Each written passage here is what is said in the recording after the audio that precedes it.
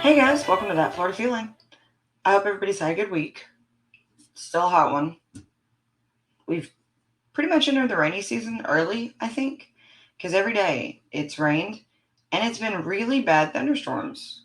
So, I mean, great because we were pretty much in a drought, but these thunderstorms are really bad now. I don't know what's going on. And we've already had a tornado. So, cool. Welcome to June. It's fine. It's what it is. I hope everybody's doing good. I hope everybody is surviving the already start to a very hot summer. And we're only getting started. So, can't wait for August. I feel for everybody in Mexico because that hurricane looks very bad. Nothing in the Atlantic yet, though. So, hopefully it's a quiet year. It's kind of what I'm hoping. Fingers crossed after last year. Um, Thanks for everybody who has reached out on social media. You guys are awesome. Thanks for all the shares, likes, the new followers. Appreciate you guys. If this is kind of like your first time or one of your first few times listening to That Florida Feeling, there is a huge podcast library. I do weekly episodes. So if you're looking for a certain thing on Florida, check out my other episodes. Um, I've been doing this for about 4 years now. That just seems amazing to me. I just hit my 4 year mark. So go back and find other episodes. And if you have a suggestion, reach out. You can find me on most of the social media platforms or thatfloridafeel@gmail.com. And send out suggestions. I love hearing from you guys, even if it's just to say hi. Happy Pride Month. We're still in Pride Month, so happy Pride Month. I hope all the dads had a good Father's Day. And today we're going to talk about, it's a really cool place in South Florida. It did just get some sad news, which we'll talk about. But it's a beautiful, beautiful place that kind of hides in South Florida. It's got a fun name. But it is the Gumbo Limbo. I did say that right, I promise. The Gumbo Limbo Environmental Complex, or known as the Gumbo Limbo Nature Center. And it is a nature center operated by the city of Boca Raton. And it is in conjunction with the Gumbo Limbo Coastal Stewards. It kind of sits right on the beach, right there close to it. And it's in the greater Boca Raton Beach and Park District. It is located at 1801 North Ocean Boulevard. And it's huge, actually. It sits on 20 acres of protected barrier island. It kind of sits between the intercoastal and the Atlantic, so on that little strip of island. And it's gorgeous. It's absolutely a little hidden paradise in that really crowded part of southern Florida. And I couldn't wait to talk about it because it's beautiful. A lot of people don't realize it exists. You also might have heard it called Red Reef Park, but this is a great place. So if you're ever in that part of Florida, you might be going down there now to see the new Florida Panthers Stanley Cup addition to it. Whoop, go Panthers. Sorry, had to. But yeah, so in Boca Raton sits Gumbo Limbo Nature Center. And in this little park, part of the Red Reef Park, it's like a beachfront intercoastal park, so it kind of touches both sides. But the Gumbo Limbo part doesn't actually have land directly on the beach. It does show you directly for the intercoastal waterway frontage, so like you can see that part of the water. But it does kind of connect to Red Reef Park, which does have beachfront. So kind of see both, kind of get to both. But it's a beautiful area. The name, by the way, Gumbo Limbo comes from a popular name for the, I'm going to try to say this right, Bursera cimaruba, thinking I said that right, tree, which is abundant in the park. That's where it got its name. It's from that tree, which I'm not going to say again.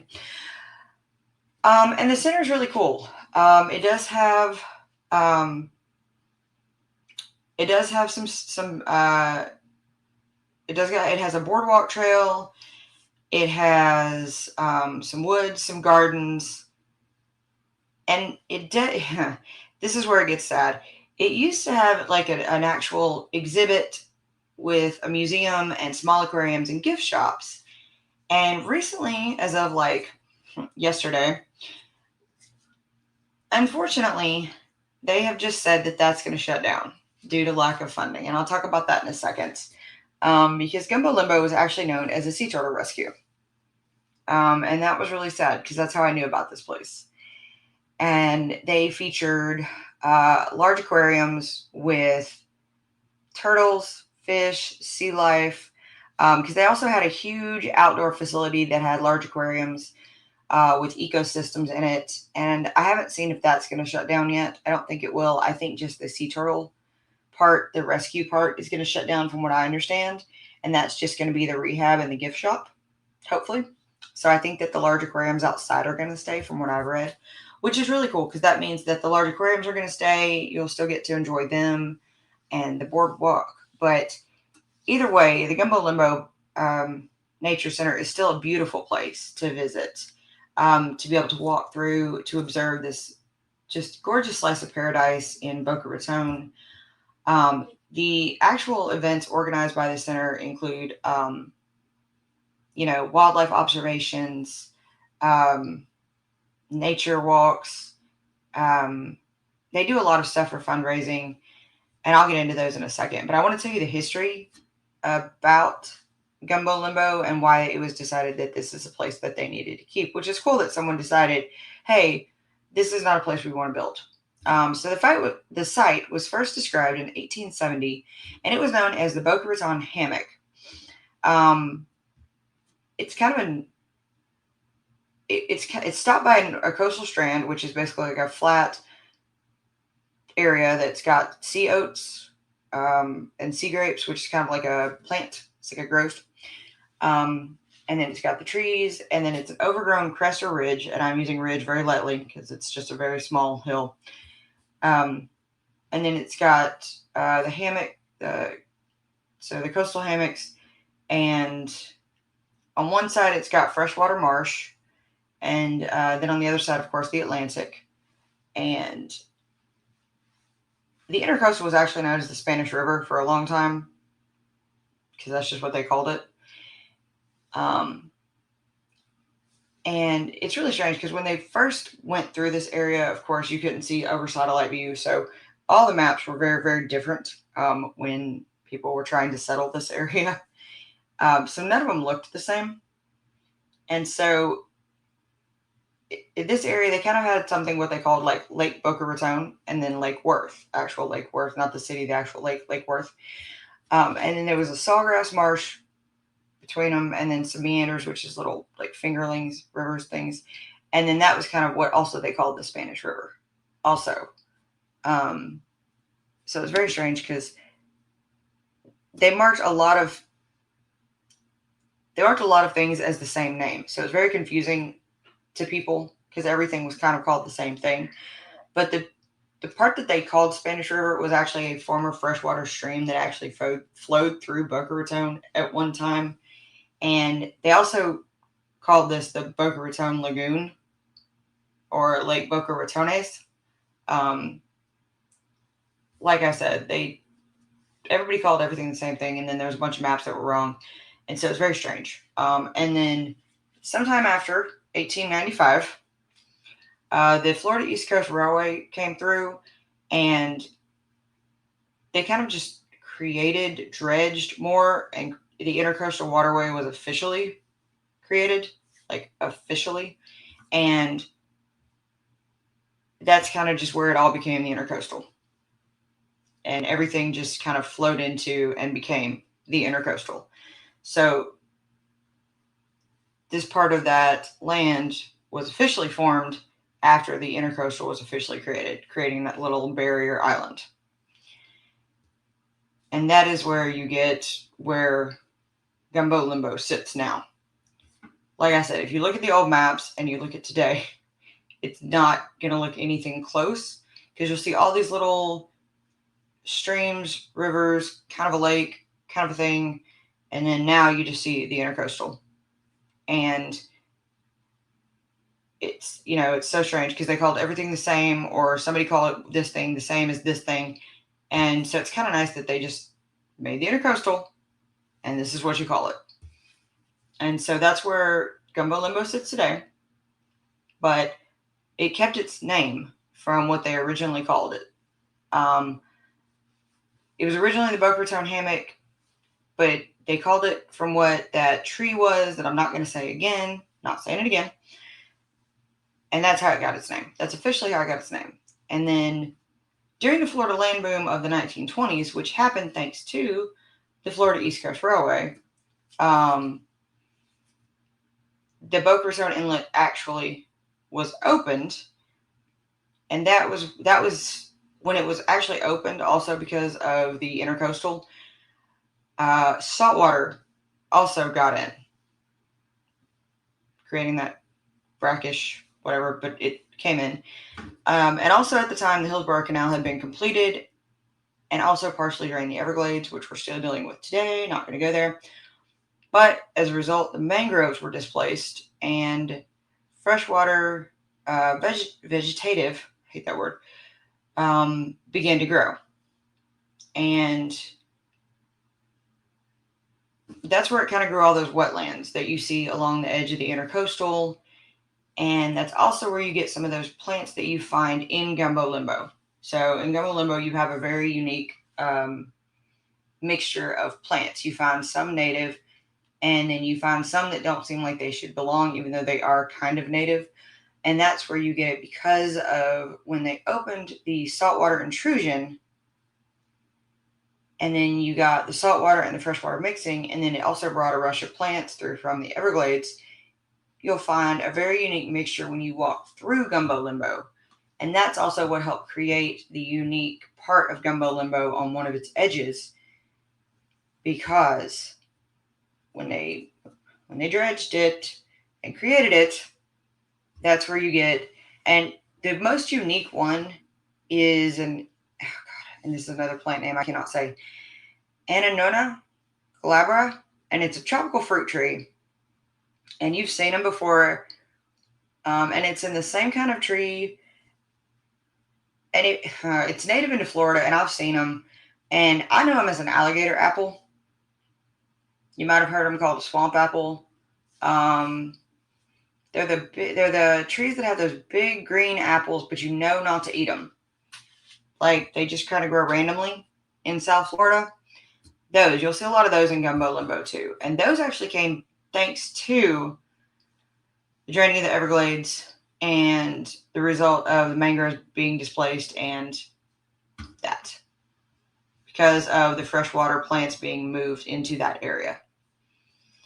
And that also will help create part of Gumbo Limbo. I know that's a very interesting way to explain how that area got created, but if you look at the old map of Florida, it doesn't look like it ever existed, and then now it exists, and it's like, how did it get there? Basically, in a nutshell, Florida East Coast Railway created the intercoastal, created this little slice, and brought in new plants thanks to drainage. There you go. Now, what is Gumbo Limbo best known for? Well, it is best known for its nature and its boardwalks and its conservation efforts. But what it's best known for, unfortunately, is is turtle rehab. And that's where they just announced the changes. So like I said, Gumbo Limbo is a 20-acre oceanside fixture, and it's beautiful. It's a raised boardwalk. There's actually a tower you can climb, aquariums, and the Florida Atlantic University Marine Research Center is actually the one that runs the turtle rehab facility on site through the nonprofit, the Coastal Stewards. And they've operated the turtle rehab facility program there for decades. But it's going to have to shut down due to lack of funding. And the gift shop is also going to be closed. No other part of Gumbo Limbo will be affected. Just the turtle rehab facility. And that's what's so bad, because that's one of the things that Gumbo Limbo is so known for, and it's protecting the area's sea turtles. That doesn't mean that they're going to stop protecting the area's sea turtles. The beaches of South Florida are a huge nesting habitat for like loggerhead, green, and leatherback sea turtles, and that's huge. Like all up to Cocoa, all the way down through Miami. I've even seen. I was fortunate enough to see a huge green sea turtle on Navarre Beach one time come up, and that was gorgeous. Um, but that is something that Gumbo Limbo works very, very like passionately on, is to protect the area sea turtles. So it's very unfortunate that their rehabilitation site is unfortunately been shut down. They are still working on protecting area sea turtles, and the reason that they do work so hard is because every other species of sea turtles alive today is classified as threatened or endangered. Gumbo Limbo works with the Florida Fish and Wildlife Conservation Commission to protect the area sea turtles.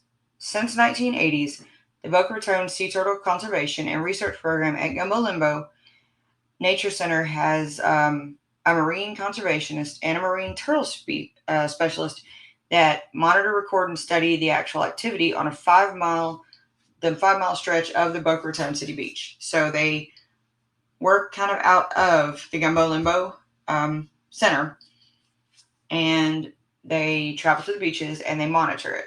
And the group also deals with reports of dead or injured turtles from the Boynton Beach Inlet all the way down to the Boca Raton Deerfield Beach border. And for over 3 decades, for about 30 years, the Gumbo Limbo Sea Turtle Conservation Team has come to the aid of every sick or injured sea turtle in the Boca Raton area. In 2010, though, through the joint efforts of the city and Friends of Gumbo Limbo, they actually were able to open that rehabilitation facility to treat the turtles on campus. The one that I just mentioned closed, which is horrible, because that was a really cool thing that they were able to do. And they were able to do that for, I can't do math right now, but for a long time, 15 years. I think 15 years. My math may be off. And they were able to treat the turtles and release them back into the wild. And what was really bad is that was only one of 6. So now there's only 5 in Florida that could accept turtles with FP. And what FP is it's a strain of the herpes virus that affects turtles. And that's, now there's only 5, and there may not be one close to get the turtle to. And that's what's so bad. That's what's so sad, that they closed down that place due to funding.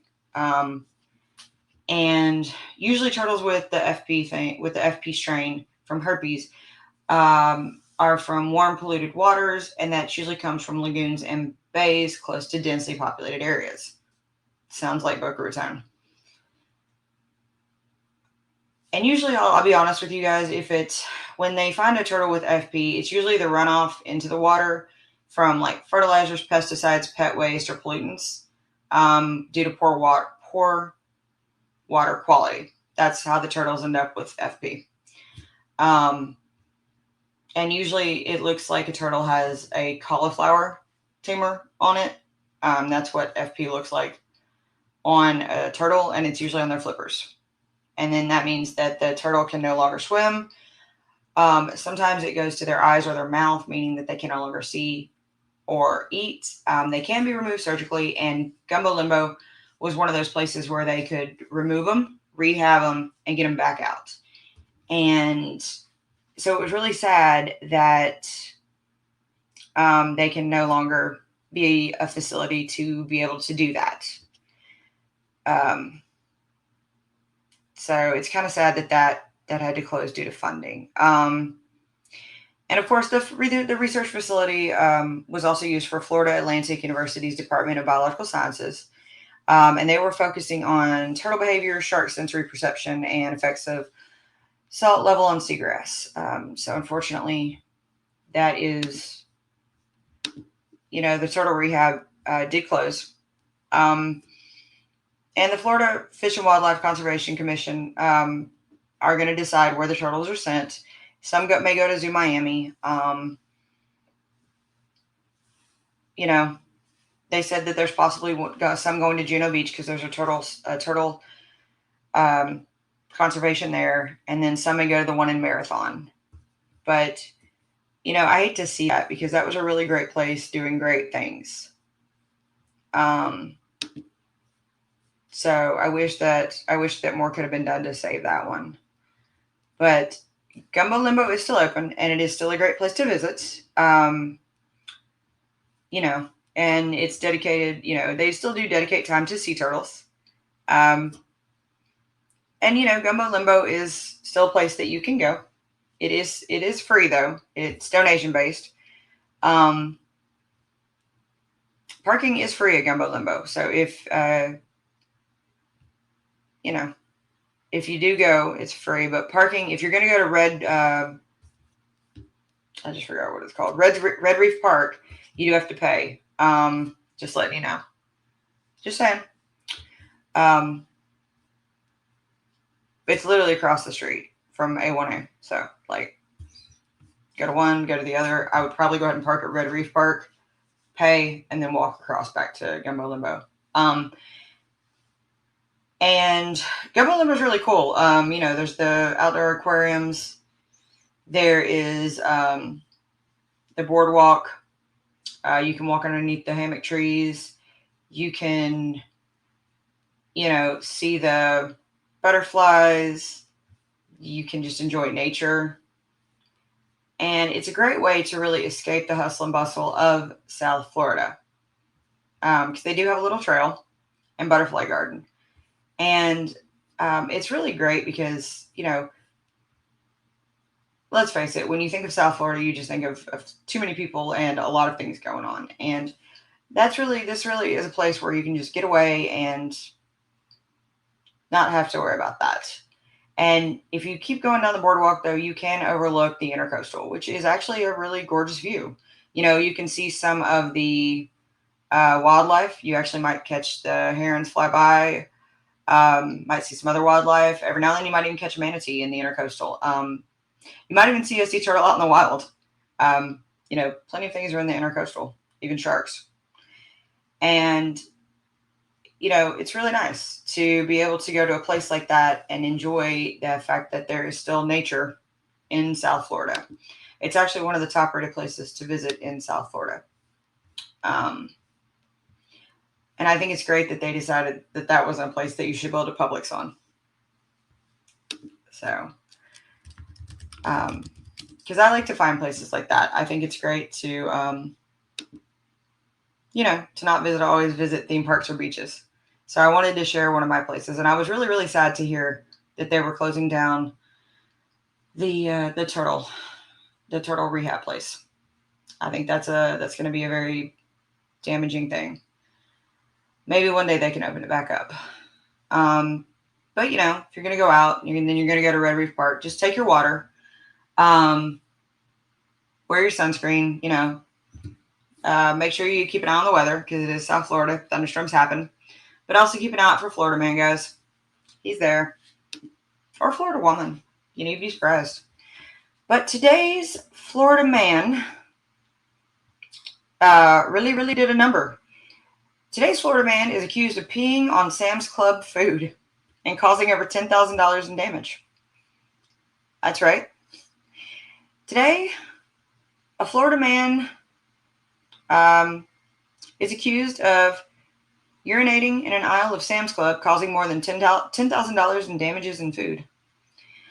On May 30th, at a Sam's Club in Lady Lake, Florida, a woman noticed a man, later identified as Patrick Francis Mitchell, relieving himself on aisle 18 on Vienna sausages, canned Spam, and other canned goods. She took a photo of the man with her cell phone and notified store employees. Surveillance video then showed the man walking up to 2 pallets of food, placing his hands in front of him, opening his belt line, and relieving himself. Then walking over to the snack section, and then deciding to sitting on the patio furniture for a minute, going over the registers, paying for some items, and leaving.